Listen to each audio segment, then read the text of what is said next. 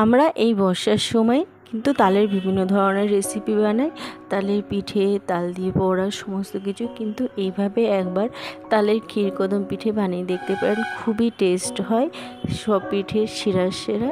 তো এর জন্য বন্ধুরা একটা তাল নিয়েছি। প্রথমে তালের মুখটা খুলে নেব, তারপরে সাইড দিয়ে যে স্কিনগুলো আছে সেগুলোকে এভাবে ছাড়লে কিন্তু খুব সহজেই ছাড়িয়ে যাবে। আর পাকা তাল হলে কিন্তু একদম সহজেই ছাড়িয়ে যাবে, কোনো কষ্ট হয় না। তো এভাবেই কিন্তু সমস্ত আমি তালের খোসাগুলো ছাড়িয়ে নেব। তো এরকমভাবে একটু প্রেস করলেই কিন্তু খোসাগুলো উঠে যাবে। তারপর মাঝখান থেকে এরকমভাবে আমি তালটা ভেঙে নেব, তারপর আটিগুলোকে বের করে নেব। তারপরে এরকম একটা ছুরি নিতে হবে বন্ধুরা।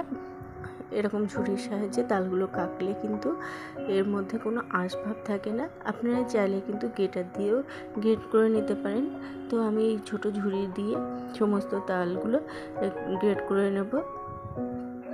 তারপরে অল্প অল্প জল দিয়ে আমার আটাগুলো মেখে সমস্ত তালের পাল্পটা কিন্তু আমি বের করে নিয়েছি।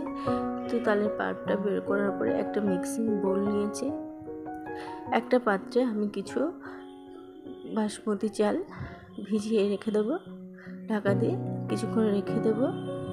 এরপর একটা কড়াই নিয়েছি, এর মধ্যে সমস্ত তালের পাল্পটা আমি দিয়ে দেবো।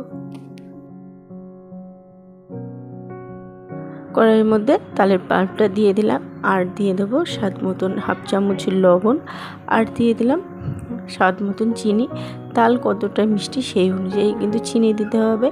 আর বন্ধুরা, এদিকে আমি কিছু গোবিন্দভোগ চাল আমি ভিজিয়ে রেখেছিলাম 1 ঘন্টা মতন। এবার গোবিন্দভোগ চালটা আমি মিক্সিতে পেস্ট করে নেব।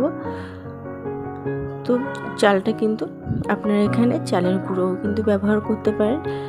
তো চালটা আমি পেস্ট করে নিয়েছি, যেহেতু একটু ভিজে ছিল ওই জন্য চালটা একটু দলাভাবে পেস্ট হয়েছে, এতে কোনো অসুবিধা হবে না।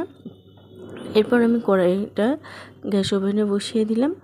এবার তালের পাল্পটা একটু অনবরত নাড়িয়ে চাড়িয়ে একটু ফুটিয়ে নেব বা একটু ঘন করে নেব। তো তালের পাল্পটা কিন্তু 8 থেকে 10 মিনিট মতন টাইম নিয়ে আমি ঘন করে নিয়েছি। এরপর এর মধ্যে দিয়ে দিলাম চালের গুঁড়োটা দিয়ে তালের পাল্পটা ভালো করে মিশিয়ে নিতে হবে, যাতে এর মধ্যে কোনো দলাভাব না থাকে। এরকমভাবে নাড়িয়ে চাড়িয়ে তালের পাল্পটা মিশিয়ে নিতে হবে। তো এরকমভাবে যখন কড়াই থেকে ছেড়ে আসবে তখন বুঝতে হবে যে ডোটা রেডি হয়ে গেছে। এবার নামিয়ে এটাকে ঠান্ডা করে নেব আর মেখে নেব একটু। তারপর এরকম গোল গোল করে লেচি কেটে নেব। তারপরে একটা লেচি এরকম হাতের সাহায্যে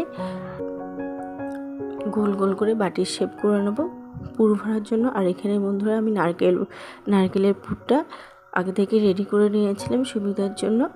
এইভাবে সমস্ত মুখটা এক জায়গায় নিয়ে এসে প্রেস করে আবার ভালো করে গোল করে দিতে হবে, যাতে এর মধ্যে থেকে কোনো পুরটা না বেরিয়ে যায়।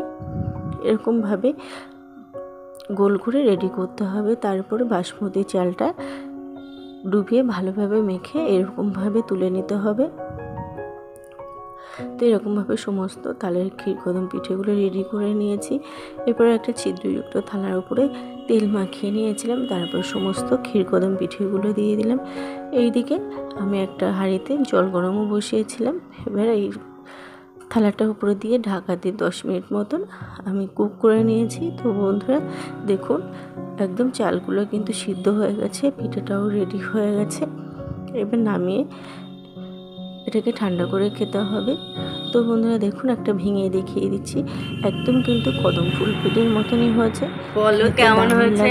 তো বন্ধুরা, রেসিপিটা আপনাদের কেমন লাগলো অবশ্যই কিন্তু কমেন্ট করে জানাবেন।